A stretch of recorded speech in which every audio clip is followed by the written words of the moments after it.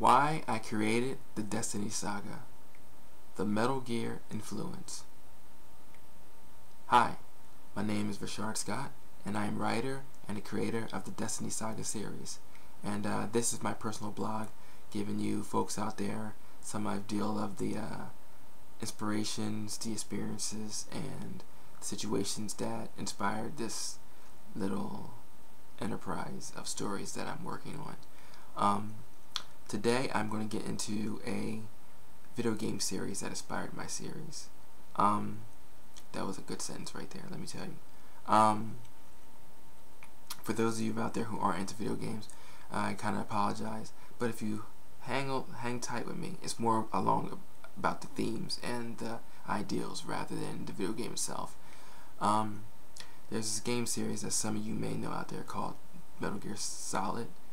Back then when I was younger in middle school, 7th grade, it was called Metal Gear until it evolved into something totally different. Just a little background on it. It's a story of this soldier called Solid Snake. His job is to infiltrate a building and find out about this nuclear walking tank called the Metal Gear, and to stop it before it destroys the world, supposedly. That's the gist of the story. But there's so many things that go on in between it that I wouldn't do it justice in this first blog. Maybe later on I'll get into specific aspects of Metal Gear, but I just want to give you guys just the reason why it influenced my story so much. Originally there wasn't a lot of story. If any of you played video games back in the 80s and 90s, you know it was far more simpler than what we have now, with the complex storylines and just the evolution of technology as it come along. So I'll just say that when I was a kid, it inspired me to kind of be more creative, because it was like the kind of thing where it's like, if you had a rocket launcher, or if you had a heavy machine gun, or if you had like key cards for the right thing, it was almost like a puzzle in many ways. It wasn't like a shoot-a-thon. It was like you had to sneak around the enemies to get to where you were going. I mean, you could fight them at the end, but the goal was really to sneak around, which made it more non-confrontational than most video games at the time. It evolved when it came out for the PlayStation 1 into Metal Gear Solid, and that's where it became really interesting to me.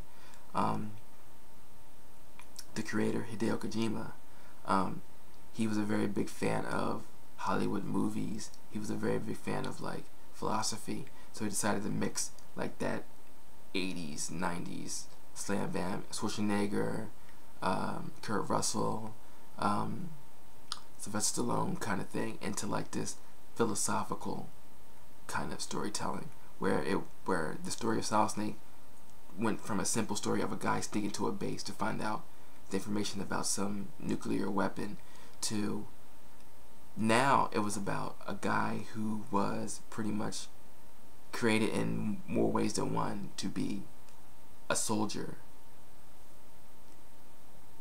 to be ordered to fight for whatever government he was working for at that time. And the philosophy of the story was almost like, as you go into the story, Solid Snake was a trained killer and assassin. At the beginning, he didn't have no bigger goals or anything like that. He didn't fight for loyalty, he didn't fight for liberty, he didn't fight for values. He just fought because he was a soldier. And as he goes into the game, he takes on these other soldiers who each represent a different aspect of his character. And as he takes on these guys more and more, he regains his humanity, and to the point at the end of the story, the game, he wants to fight for a reason or a purpose, more than just killing people just because he's a soldier and he can.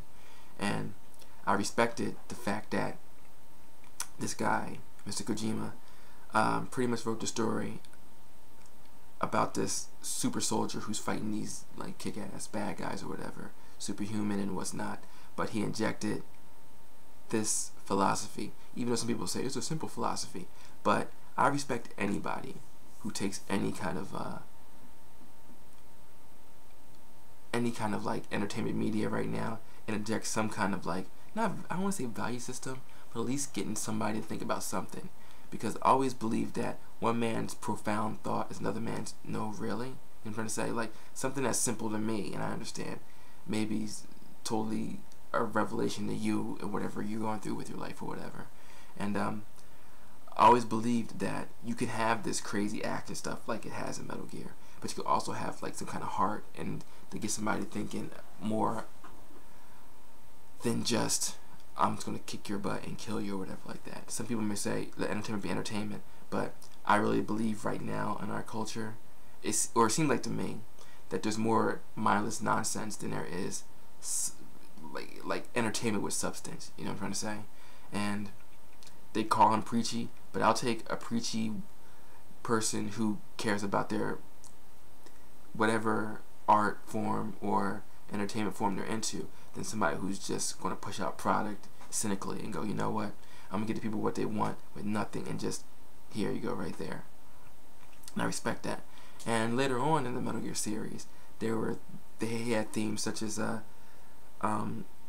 digital information. Like this, he had a story in Metal Gear Solid 2 where a lot of the stuff that we have now in the digital age was he had a lot of stuff that was going to happen way before when in Metal Gear Solid 2.